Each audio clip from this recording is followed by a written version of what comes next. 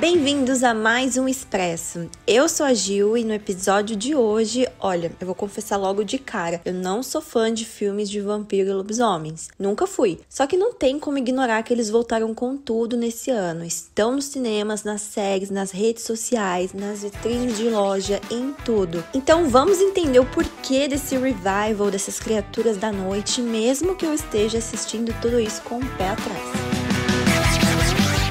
Bom, vampiro pra mim sempre foi aquele personagem meio pomposo demais, sabe? Sempre tem um drama, uma fala pausada, um terno de veludo, um Edward Cullen, sabe? E o lobisomem é o contrário, né? Ele é grito, é pelo, é destruição, é Jacob. Assim, nenhum dos dois nunca me conquistou. Tá, mas por que eu tô fazendo esse episódio, então, né? Se eu não gosto disso? Mas é que assim, eu sou obrigada a reconhecer que tem uma estética poderosa aí. E o público gosta, né? Porque tá rolando aí uma verdadeira onda de filmes e séries voltando a explorar esse universo. E de um jeito aí muito mais fashion, gótico, conceitual e até filosófico. Eu acho que o que mais chama atenção, e talvez explique esse revival, esse boom, né, de vampiros e lobisomens, é que o terror virou estiloso. E eu não gosto disso, gente. Eu não gosto, porque terror é explícito, terror é gore, terror é terror. Antes, o vampiro era aquele ser bizarro de dentes tortos que te pegava no escuro, né? Te assustava. Agora é um cara bonitão, diz sobretudo, que ouve música clássica, cita poesia. E o lobisomem, então, né, era só aí destruição. Agora tem dor existencial, tem um romance proibido, tem uma expressão artística. Gente, tudo isso aí combina perfeitamente com o nosso momento estético atual, né? Gótico, melancólico, retrô, é dark academia, é vampire core, é aquele filtro aí meio azul, meio vermelho, meio Tumblr de 2014, sabe? E o cinema aí captou isso rapidinho. Mas vamos voltar um pouco na história, porque o mito do vampiro é antigo, né? Tá presente aí em várias culturas, desde os estrígios romanos até os eslavos. Só que foi lá com Bram Stoker, Drácula de 1897, que a coisa virou aí um ícone pop. Os lobisomens também, gente. Mitos sobre homens se transformando em bestas aparecem desde a Grécia Antiga, como a lenda de Licaão. Só que foi lá na Idade Média, com a caça às bruxas, que a paranoia dos lobisomens pegou de vez. Acho que o primeiro filme que eu assisti de lobisomem, nunca esqueço, na Record. Grande Record, né? Eu sempre cito ela aqui, porque, gente, antes, eu não sei como está atualmente, mas antes passava, assim, muito filme de terror à noite. Foi lá que eu repito, pra quem não viu o episódio, que eu já comentei várias vezes, que eu descobri muitos filmes de terror, como Evil Dead, Clube do Terror, que eu amava, super recomendo. Boneca Assassina, que não é o Chuck, é diferente, tá? É a Boneca Assassina, que dá muito medo também. Mas enfim, descobri muitos filmes de terror lá, e eu também assisti esse filme de lobisomem, que é um filme antigo que eu acho que todo mundo conhece, que é um lobisomem americano em Paris. Pois é, ele é meio um terror, comédia, assim, é um filme dos anos 90, né, de 1997. Mas assim, tem uns atores conhecidos no elenco, enfim, eu sei que eu não lembro muito bem o enredo desse filme, mas é um filme que eu lembro que eu assisti que envolvia lobisomem. Depois, claro, a gente foi conhecer aí o lobisomem, tem o Remo Lupin, né, no Harry Potter, que é um dos lobisomens que eu gosto.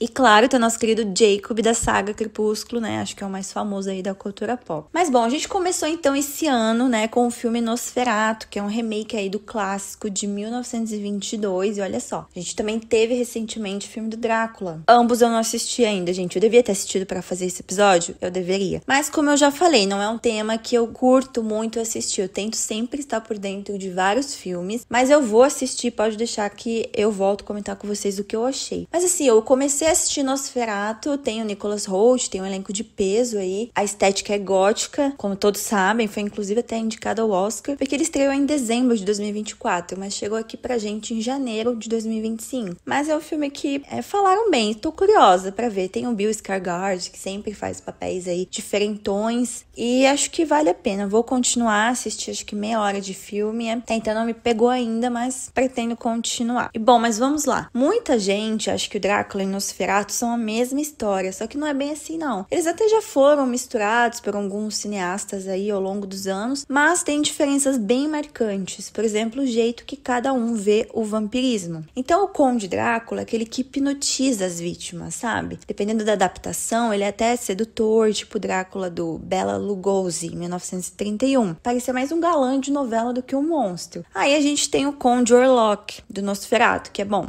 Ele é tudo menos sedutor, ele é pálido, pálido, orelha de morcego, unhas enormes. Parece que saiu direto de um pesadelo. E claro, todo mundo conhece essa imagem do Nosferatu, uma imagem muito clássica, é um filme muito clássico do cinema, que sim, eu preciso ver, eu sei. Bom, e outra diferença aí, quando Drácula morde alguém, geralmente transforma em vampiro. Já o Warlock, ele mata mesmo, gente, então não tem romance, não tem transformação. E aí tem a questão do sol. No livro original do Bram Stoker, o Drácula até pode sair do dia, fica mais fraco, só que ele não morre. Já o Warlock, coitado, tomou sol, já era. É tipo vampiro praia zero. Sabe por que o Drácula nunca sai de moda? Porque já fizeram tudo com ele. Tem a versão assustadora, tipo o Nosferatu original. Tem a versão engraçada, às vezes sem querer, diga-se de passagem. Já tivemos um Drácula negro, Blácula de 72. Drácula lutador de artes marciais, olha só. Drácula setentista no auge de mini saia. Tem um filme chamado As Noivas do Vampiro de 1960, em que, pasmem, gente, o Drácula nem aparece. Ou seja, dá pra dizer que o Drácula é tipo aquele amigo que tá sempre mudando de look, de vibe, mas nunca some da roda. Só que assim, pra mim, gente, o vampiro sempre foi muito mal adaptado. Não sei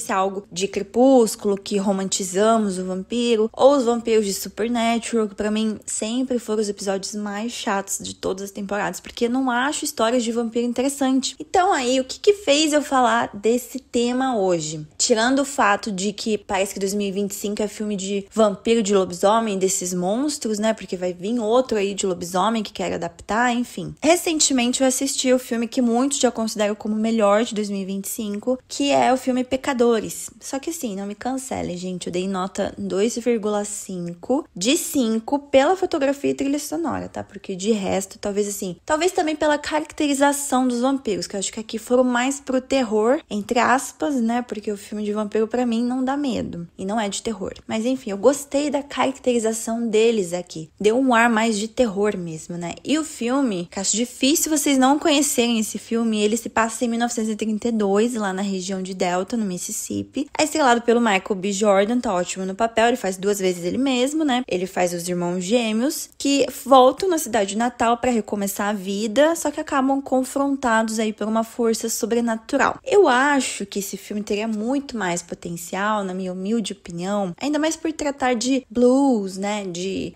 estradas, sabe? Encruzilhadas. Então, poderia ir por esse caminho das encruzilhadas, né? De pactos com demônios da encruzilhada, que pra mim faria muito mais sentido pro filme. Inclusive, tem um episódio que eu amo de Supernatural, que trata desse tema de cantores de blues que fizeram pactos com demônios na época para ficarem famosos, com esses demônios de encruzilhadas. E esse tema, assim, pra mim é muito mais legal que o vampiro. Quando eu assisti o filme, eu já sabia que eram vampiros. Só que assim, se eu tivesse assistido no cinema sem saber desse plot, com certeza eu teria saído frustrada da sessão. Mas enfim, eu sendo do contra, como sempre, não curti o filme, que pelo visto todo mundo gostou, e eu curti o filme Lobisomem, que todo mundo achou fraco, só que, gente, eu gostei, né? Vai entender. O filme Lobisomem, de início, eu achei que não tava me prendendo, muita atenção, mas depois que ele é mordido, o cara lá, né, vai se transformando no lobisomem, eu gostei da caracterização dele. Tá, deram uma humanização pro lobisomem aqui, pode ter sido um filme mais de drama familiar do que de terror, mas eu gostei, gente, eu recomendo